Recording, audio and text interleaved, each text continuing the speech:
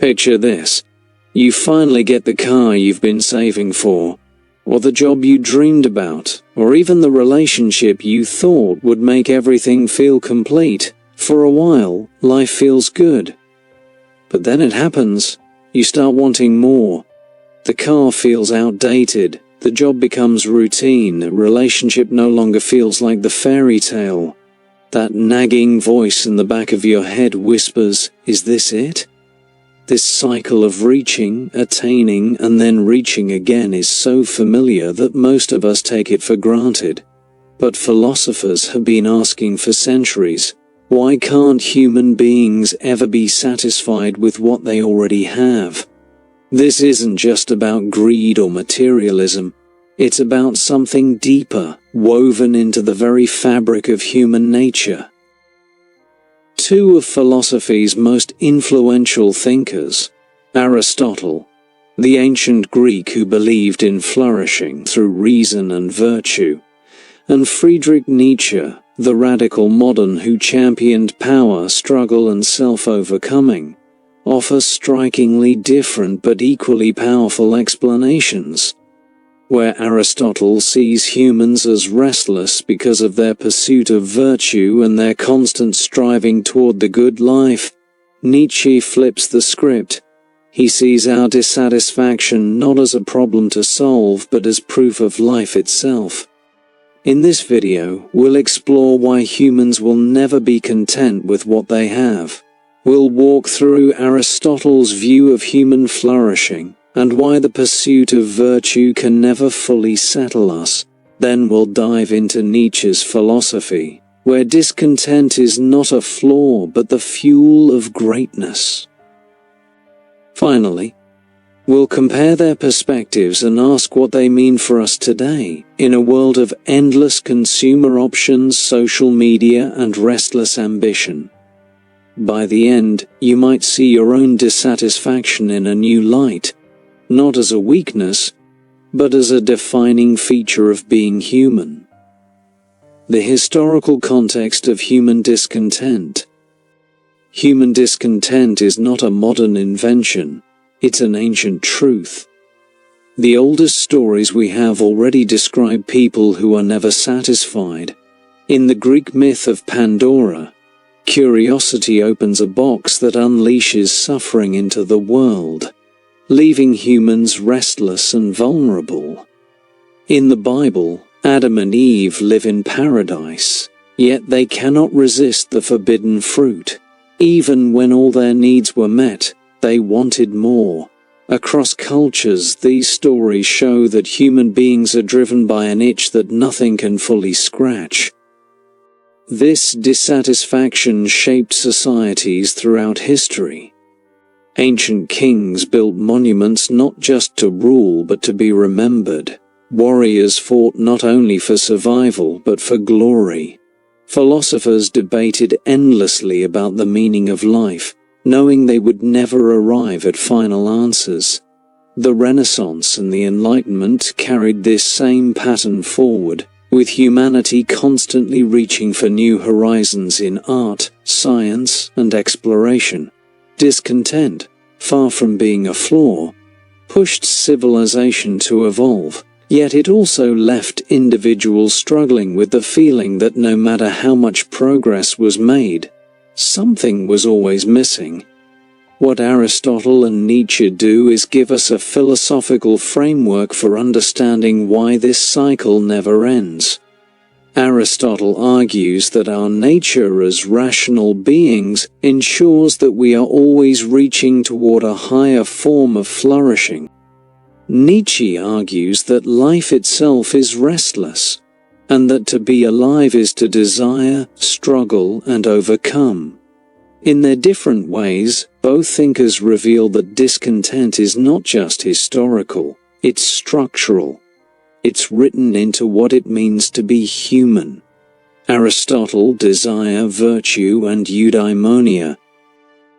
Aristotle believed that everything in nature has a purpose, or telos. An acorn's purpose is to become an oak tree, and a knife's purpose is to cut.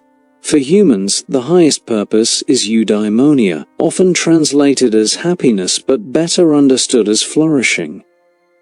According to Aristotle, this is achieved through rational activity in accordance with virtue. That sounds abstract, but what it means is that we become fulfilled not by indulging in pleasures or amassing wealth, but by living lives of reason, excellence, and balance. Here's the catch. Virtue is not something you acquire once and keep forever. It's a constant practice, a lifelong habit. Take courage, for example. To be courageous is not to have some fixed trait but to continually act in ways that balance recklessness and cowardice. This means that the pursuit of virtue never ends. Even when someone lives virtuously, there is always more refinement, more wisdom, more balance to be achieved. For Aristotle, this perpetual striving is the essence of human life. Contentment in the final sense, the idea of arriving and never needing to strive again, is simply impossible. Moreover, Aristotle makes a sharp distinction between lower desires and higher ones. Many people chase wealth, pleasure, or honor, believing these will bring happiness. Yet these desires only create a cycle. Once we achieve them, we quickly want more. Higher desires, like contemplation and philosophical wisdom, offer deeper satisfaction. Still, even here, contentment is never final.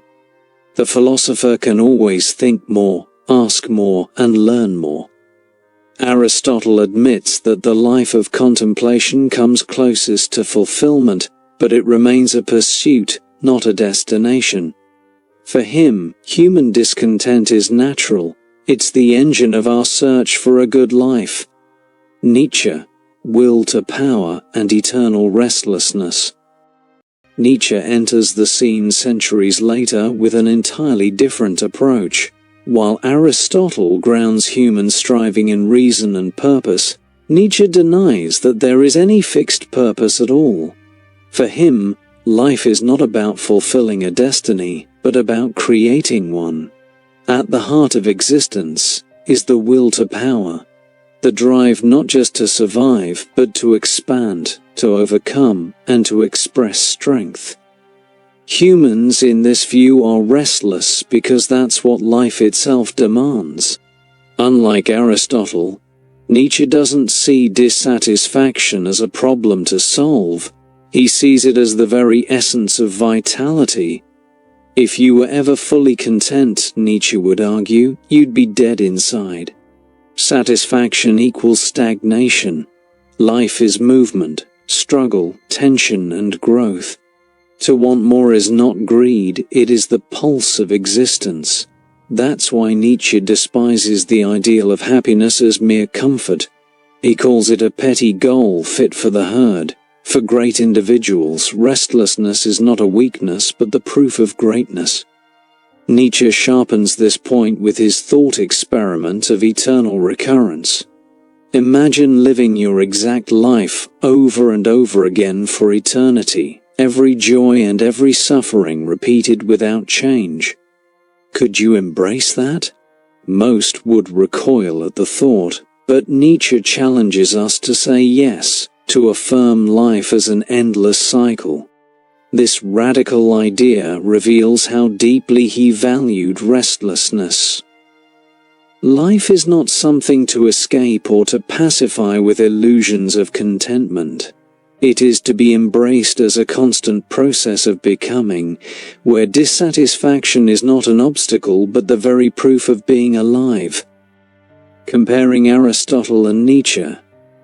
When we set Aristotle and Nietzsche side by side, we see two very different but equally compelling visions of human dissatisfaction. Aristotle sees our discontent as the result of our rational nature always striving toward the good. Nietzsche, by contrast, sees discontent as life's raw essence, a drive that never ends. The difference lies in how they value this restlessness.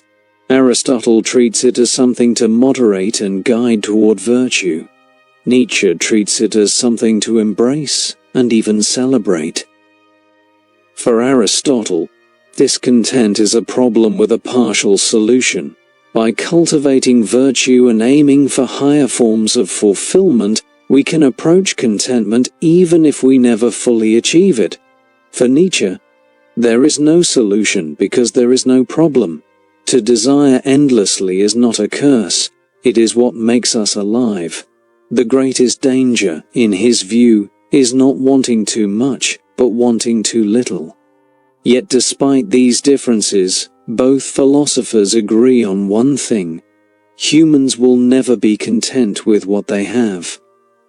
Our dissatisfaction is not a temporary phase or a cultural accident.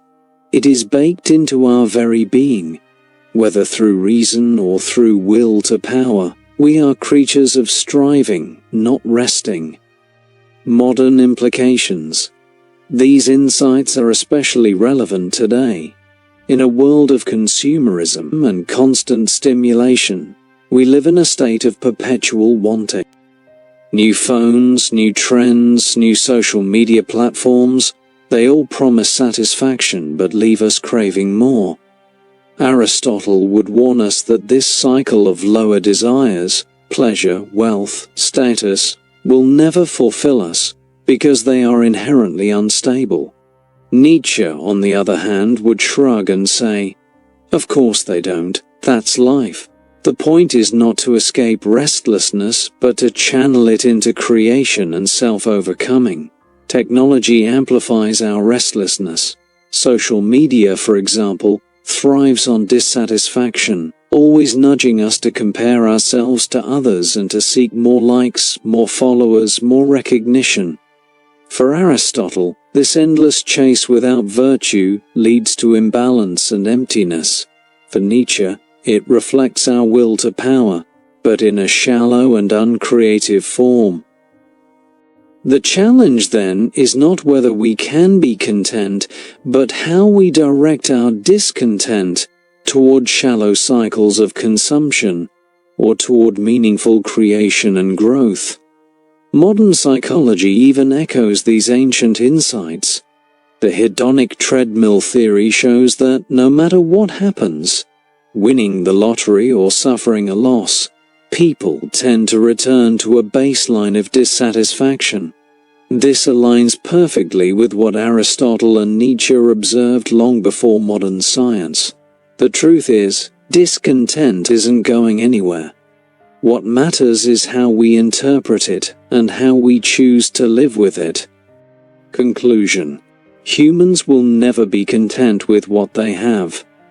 Aristotle and Nietzsche show us why from two very different angles.